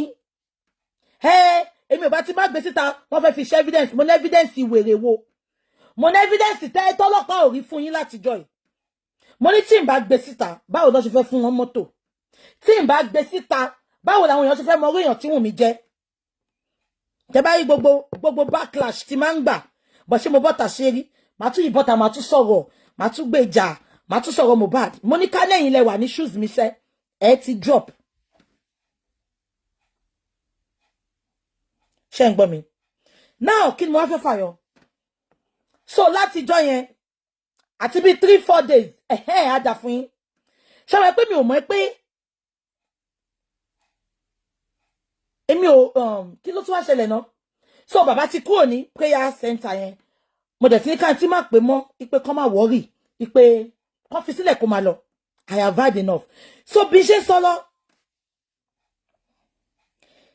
ṣé ń gbọ́ so bí ṣe ń sọ lọ ẹni yẹn wá pè mí 2 days to New Year ó ní BJ I'm smelling something only I've watched your video and I've seen some things only I think tí mo sọ respectable person ní America bàbá léyàn lẹ́yìn ṣùgbọ́n wọ́n fẹ́ fi ìwà ọ̀kánjúà ìwà ìnítẹ́lọ́rùn ìwà ìgbọràn wọ́n fẹ́ fi lé àwọn èèyàn wọ́n bí pé fine àwọn bloggers tó ń sọ̀rọ̀ fún yẹn wọ́n wá justice but bàbá fẹ́ fi ìsọ kékeré wọ́n fẹ́ fi ba ìdí jẹ́ ṣẹlẹ̀ tó pè mí l'Amẹ́ríkà yẹn ẹni yẹn sọ débi pé tó bá ti ṣe gbogbo justice tán láàrin èmi àti àwọn á ṣe gbogbo bí bàbá máa ṣe travel kó wá máa gbé l'Amẹ́ríkà kò jẹ́ kí n sọ eléyìí kẹ́ lè mọ gbogbo ìjà tí èmi ń jà lẹ́yìn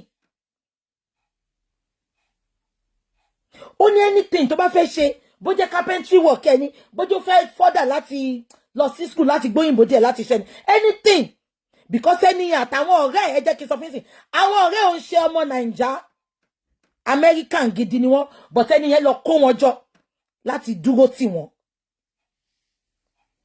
ẹbí wọn pé ṣé mo sọ yìí tí mo ń sọ yìí náà fún wọn ẹ béèrè lọ́wọ́ wọn ẹ farabalẹ̀ ọ̀rọ̀ tí máa ń sọ lójoojúmọ́ nìyẹn àbí kò yé yín ṣé ń gbọ́ mi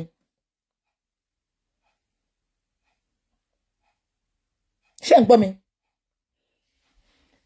now kí ni mo fẹ́ fàyọ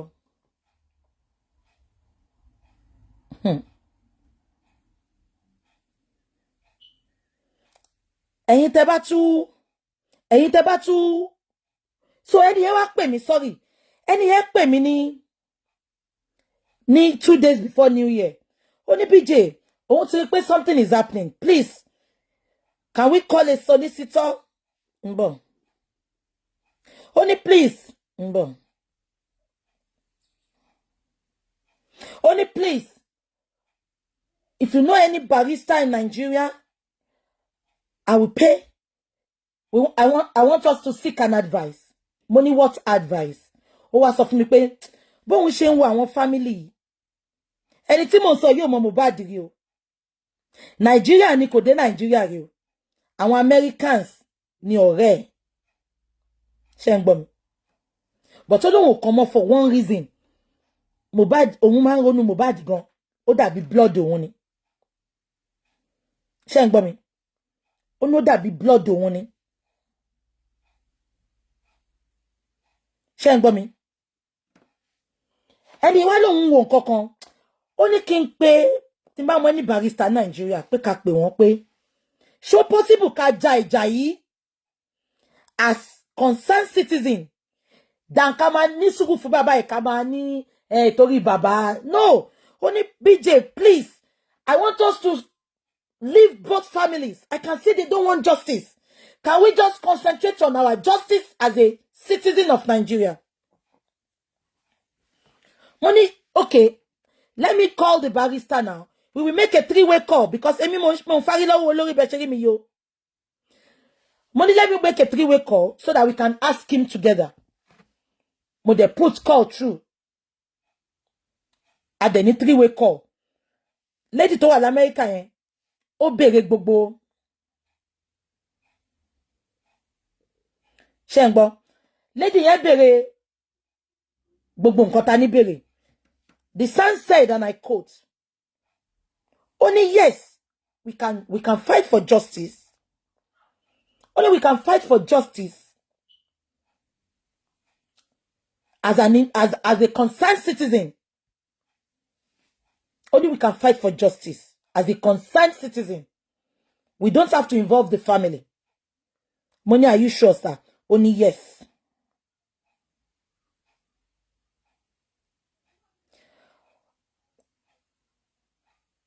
But I just say yes, we can do that.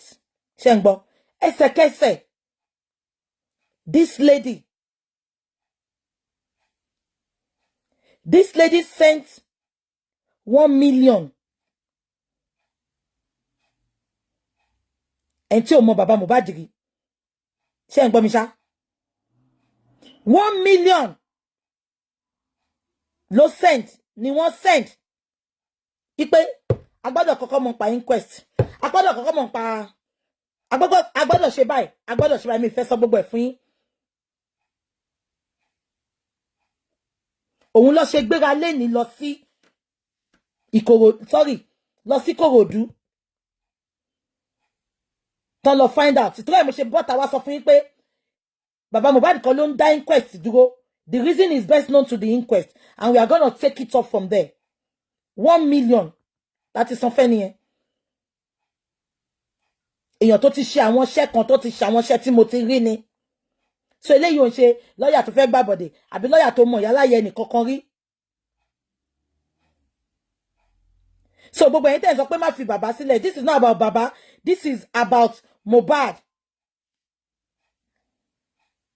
Ṣé mo pé tá bá fẹ́ wá justice sin ní dá sí mọ́. En tó lè kó 1 million sílẹ̀. Kò ṣe iye tó charge nìyẹn o. Tó lè mo ṣe sọ fún pé we will still come out and talk about the money. Ipe mo fẹ́ kẹ́ rí evidence kan náà. Which is, you are going to hear about it probably by next week. Ṣé kò tí mo sọ yé yín? So this is not about pé Bukky fẹ́ fi bàbá Mohbad sílẹ̀. Mo ní kí n support wọn financially ni. Ká gbé wọn débẹ̀ pé okay, kò sọmọ tó máa fún yín lóúnjẹ bó ti yẹ pé ọmọ yín náà fi yà jẹ yín ìgbà tó wà láyé. Okay, ẹ jẹ́ ká support bàbá yìí kébi má pa. Ẹ jọ̀ọ́ ṣé a ṣe nǹkan tó jù ni. En tó kó 1 million sílẹ̀. Tó ní kàn fi bẹ̀rẹ̀ iṣẹ́. Ṣé orí ẹ̀ burú ni àbí kò rí nǹkan fowó ṣe ni? But ó kó sílẹ̀ because ó ń wá justice. Kò dẹ̀ ní kó sílẹ̀ tí n bá sọ pé kó sílẹ̀. Mo lè sọ fún pé wo tẹ́ni ẹ̀gbọ́n bá ń wò mí sí ó ṣẹ̀ṣẹ̀ máa gbọ́ nǹkan tí mo sọ ni. Mi ever for one day kí n fẹjọ́ bàbá sùn rí. Mi ever for one day sọ fún pé nǹkan tí bàbá ṣe ni, nǹkan tí bàbá ṣe ni. Mo ṣẹ̀ṣẹ̀ ń sọ fún yín lénìí ni. Ó máa ṣẹ̀ṣẹ̀ máa gbọ́ ni.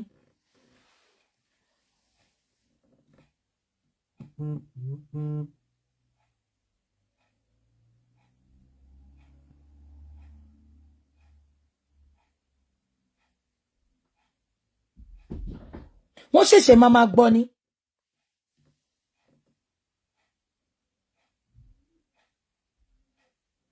Ẹ jọ̀ọ́ ẹ bá mi comment. Kí wá ni mo ṣe? Àbí kí ni gbogbo àwọn tó ń wá justice ṣe? Kò sẹ́ni tó ń wá glory. Ṣé gbogbo nǹkan tí mo sọ fún yín lálẹ́ ìsìn mo ṣẹ̀ṣẹ̀ ń sọ ni? Àbí kò yé yín? It is about Mohbad.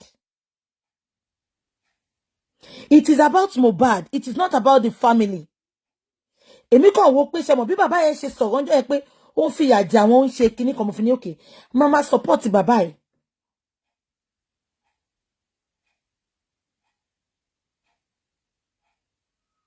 Ẹ̀gbọ́n wọn wá ń pè mí láti jẹ tàbí jẹrin. Mo kàn decide pé I am not picking his call. I am not picking his call. Because ó dàbí pé wọ́n jọ mọ̀ ń pa ẹni.